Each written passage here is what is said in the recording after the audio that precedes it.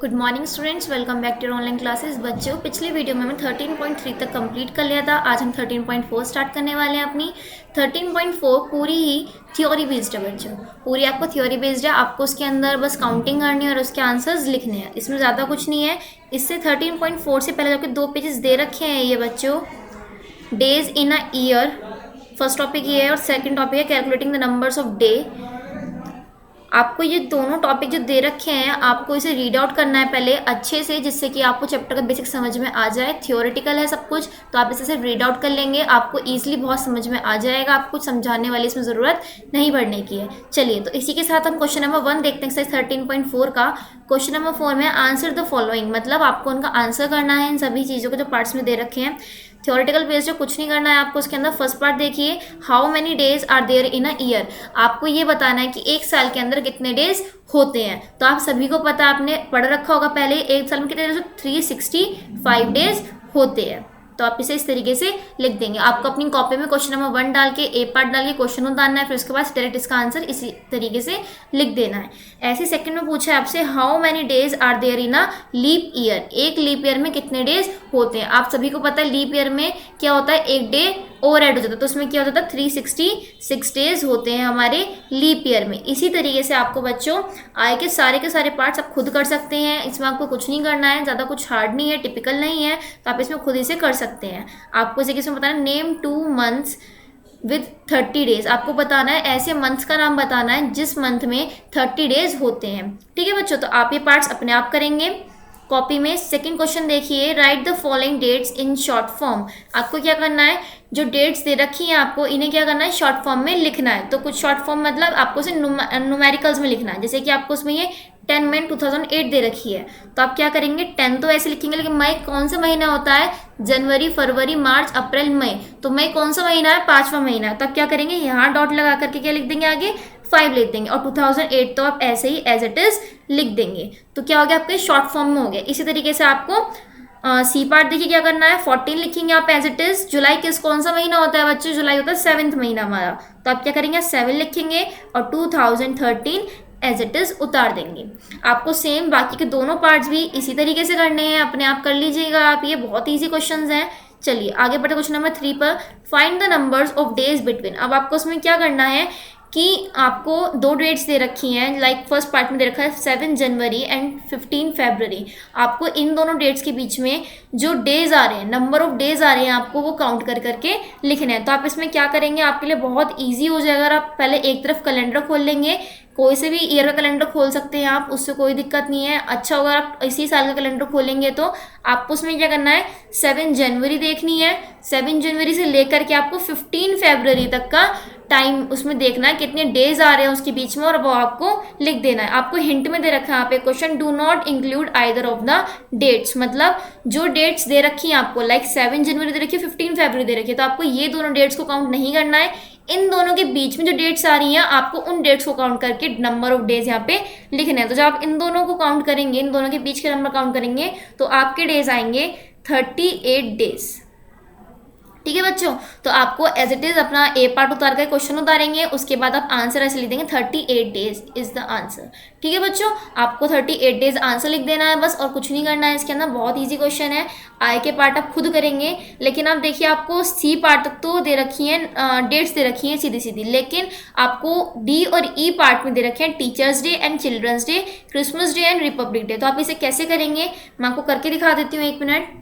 Question number 3 डालेंगे, C part में देखिए पहले आप, डी पार्ट, टीचर्स डे लिखना है। आप सभी को पता है टीचर्स डे जो होते हैं, ये हमारे डेज जो होते हैं ये बिल्कुल फिक्स्ड होते हैं, हमेशा सेम ही डेट पर आते हैं। तो टीचर्स डे कब आता है बच्चों, 5 सितंबर में आता है। कब आता है, 5 सितंबर में आता है। और जो चिल्ड्रंस डे होता है आपका, वो कब आता है, चिल्ड्रंस डे आपका आता है हमेशा 14 नवंबर पर। कब आता है, 14 नवंबर पर।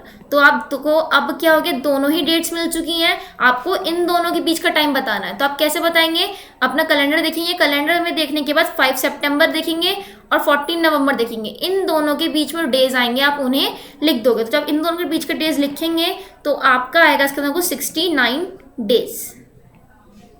आपको इस तरीके से कर देना। आपको ये एरोज नहीं बनाने, मैंने आपको समझाने के लिए बनाया था, लेकिन आपको इस तरीके से ही एज इट इज़ ऐसे आपको अपनी कॉपी में नोट डाउन करना है। ठीक है बच्चों, आई होप आपको ये समझ में आ गया होगा। डी पार्ट बहुत इजी था, आपको कुछ नहीं करना है, बस इसके पहले डेट लिखनी, डेट लिखने के बाद आपको उसके बीच के गैप जितना आता है डेज का वो बताना है। ऐसे क्रिसमस डे आपको 25 दिसंबर में सेलिब्रेट होता है, रिपब्लिक डे 26 जनवरी को होता है, तो आप उनको भी बीच में बता देंगे, बहुत ईजी है। चलिए क्वेश्चन नंबर 4 देखिए, solve the following word problems. क्या है, वर्ड प्रॉब्लम्स आपको इसमें सॉल्व करनी है। फर्स्ट प्रॉब्लम देखिए बच्चों, A part, Ishan took 23 days of leave from office. Ishan ने क्या किया है, 23 डेज का लीव लिया है अपने ऑफिस से। If his last working day वो 16 जुलाई, अगर उसने लास्ट डे जो था उसका वर्किंग डे जब उसने आखिरी दिन वर्क किया था वो 16 जुलाई था, on what date did he have to join after leave. तो हमें उसे बताना है कि वो किस दिन ये लीव 23 डेज लीव के बाद कब वो ज्वाइन करेगा। तो आपको यहाँ पे डेट दे रखी है किस दिन उसने अपना लास्ट डे वर्किंग था उसका, और आपको डेज भी दे रखे हैं कितने डेज की उसे चाहिए। तो आप क्या करेंगे इसमें बच्चों, आपकी वर्ड प्रॉब्लम से, तो आप इसमें क्या करेंगे, स्टेटमेंट्स बनाएंगे। तो आप पहले यहाँ लिखेंगे ऐसे ए पार्ट डाल करके, Ishan took 23 days of leave from office. ठीक है, आप फर्स्ट लाइन में बता देंगे 23 डेज के लिए उसने ऑफिस से ली है। सेकंड में लिखेंगे आप, his last working day is 16 जुलाई। उसने आखिरी दिन कब वर्क किया था, 16 जुलाई को उसने वर्क किया था। चलिए, so the date he have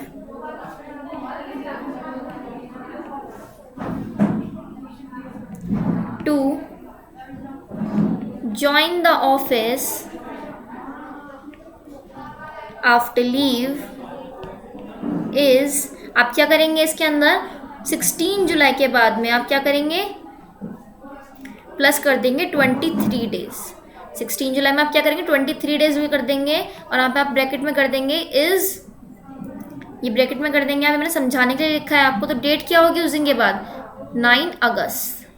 उस दिन की डेट क्या होगी बच्चों, 9 अगस्त उसकी डेट होगी। तो आप इसे ब्रैकेट में करके लिख देंगे 16 जुलाई plus 23 days is equals to 9 अगस्त हो जाएगी। तो आपको चाहें तो आप इस लाइन को लिख सकते हैं ब्रैकेट वाले वर्ड्स को, चाहे ना भी लिखें, कोई ऐसी इंपॉर्टेंट नहीं है ये लिखना, लेकिन आपको 9 अगस्त ये डेट ज़रूर लिखनी है। चलिए बी पार्ट देखते हैं इसका। Meena's aunt was on a long visit of 54 days from Dubai. जो मीना की आंटी हैं वो घूमने गई हैं, वेकेशन पे गई हैं 54 डेज दुबई से। इफ़ शी रीच्ड ऑन 10 मई, अगर वो 10 मई को पहुंची हैं, on what day would she be living. तो अब हमें ये बताना है कि वो किस दिन वहाँ से लीव करेंगी, मतलब किस दिन वहाँ से वापस हो जाएंगी। तो जो उसका कितने डेज़ की है उसकी लीव जो है, विजिट कितने दिन की है, 54 डेज़ की है, और आपको डेज दे रखे हैं, आपको सॉरी डेट दे रखी है आपको किस दिन वो निकली हैं, और 54 डेज़ की आपको उसमें दे रखी है। तो आप इसमें क्या करेंगे, आपको क्या करना है, इसमें हिंट दे रखी है इंक्लूड 10 मई, आपको 10 मई भी इसके अंदर काउंट करना है। तो आप इसमें कैसे करेंगे, 10 में आप जो रेट दे रखी है उसके अंदर क्या करें, 54 डेज इसके अंदर ऐड कर देंगे। जैसे आपने क्वेश्चन नंबर ए में करा है आप वैसे ही बी में करेंगे। तो देखिए इसके अंदर, Meena's aunt was on a long visit, कितने दिन की विजिट थी बच्चों, 54 डेज की। तो आप ऐसे करके लिख देंगे, शी रीच्ड 10 मई, 10 मई को वहाँ पे पहुँची थी। So the date she would be living is 18 March. ये 18 मार्च कैसे आया बच्चों, आपने क्या करा है इसके अंदर, 10 मई के अंदर आपने क्या कर दिया, इसके अंदर 54 डेज ऐड कर दिए हैं। चाहे तो आप यहाँ ब्रैकेट में लिख सकते हैं 10 मई प्लस 54 डेज। आप चाहे इसे लिखें ना लिखें कोई इतना मैटर नहीं करता है, लेकिन आपको ये 18 मार्च डेट ज़रूर लिखनी है क्योंकि उन्होंने डेट ही इसमें पूछी है। ठीक है बच्चों, इसी के साथ आपका ये क्वेश्चन कंप्लीट होता है। चलिए इसका सी पार्ट देखते हैं आप। सी पार्ट में आपको दे रखा है इसके अंदर, मनिंदर्स 21 डेज कैंप फिनिश्ड ऑन 30 मई, मतलब इसमें क्या कह रखा है आपको, मनिंद्र का जो कैंप है वो कब फिनिश हो रहा है, 30 मई को फिनिश हो रहा है। और कितने दिन का कैंप दे रखा है आपको, उसमें 21 डेज का कैंप इसमें दे रखा है। On what date did it begin, आपको उसमें क्या बताना है, कितनी डेट पे वो शुरू हुआ। तो आप इसमें क्या करेंगे, 21 डेज का आपको कैंप बता रखा है, 30 मई को आपकी डेट इसके अंदर दे रखी है। तो आपको क्या करना है, इसके अंदर आप 30 मई से 21 डेज उसके अंदर ऐड कर देंगे, जो भी आंसर आएगा आप इसे लिख देंगे। बहुत ही इजी क्वेश्चन है। ऐसे ही आप डी पार्ट देखिए, Swati had a winter break of 14 days, Swati का विंटर ब्रेक कितने दिन का है, 14 डेज का है। If she join school on 4 जनवरी, अगर उसने अपना स्कूल 4 जनवरी को ज्वाइन किया है, तो what was the last working day of her school, तो उसमें आपको क्या बताना है कि जो लास्ट वर्किंग डे था स्कूल का वो कौन सा था। तो आप इसे ही बहुत इजीली कर दे सकते हैं, क्योंकि इसका 14 डेज आपको दे रखे हैं कि इतने दिन का विंटर ब्रेक्स था, और उसको स्कूल का भी बता रखा है कि 4 जनवरी को उसने स्कूल करा था। 4 जनवरी से 14 डेज क्या कर दोगे बच्चों, माइनस कर दोगे। ई पार्ट देखिए, Madhav school was close from 19 October to 3 November, जो माधव का स्कूल है वो कब बंद हुआ है, 19 अक्टूबर से लेकर के 3 नवंबर तक वो क्लोज हुआ है। Gagan school was close from 28 November to 10 दिसंबर, और जो गगन का स्कूल है वो कब से कब बंद हुआ है, 28 नवंबर से लेकर के 10 दिसंबर तक बंद हुआ है। वो who had a longer vacation, हमें इसमें क्या बताना है, किसकी जो वेकेशन है वो ज़्यादा दिन की है, how much longer was it, और हमें इसमें क्या बताना है कि किसकी ज़्यादा दिन की है और कितने से ज़्यादा दिन की है। और इसमें क्या करना है, हमें इंक्लूड बोथ डेज, मतलब हमें दोनों ही दिन को काउंट करना है। चलिए मैं आपको एक करके दिखा देती हूँ, लास्ट क्वेश्चन है क्योंकि आपका ये थोड़ा टिपिकल सा भी है। तो देखिए आपको कैसे करना है इसके अंदर, पहला आप इसमें स्टेटमेंट लिखेंगे, कितने दिनों से कितने दिन की छुट्टी थी, तो Madhav school was closed 19 October to 3 नवंबर।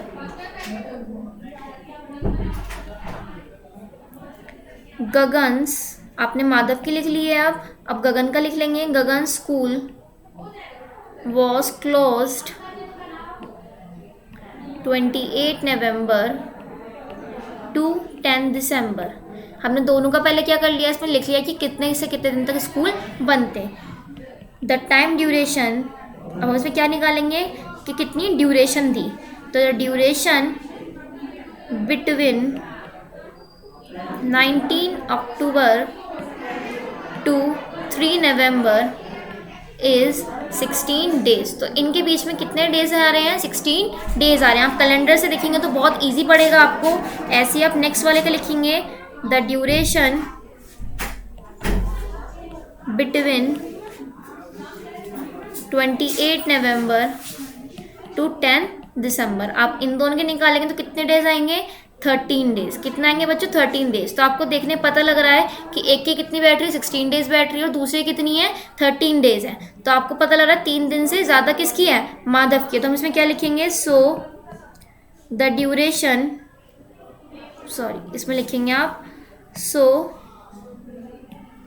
माधव, क्योंकि माधव की ज़्यादा है ड्यूरेशन वेकेशंस की, so Madhav had a longer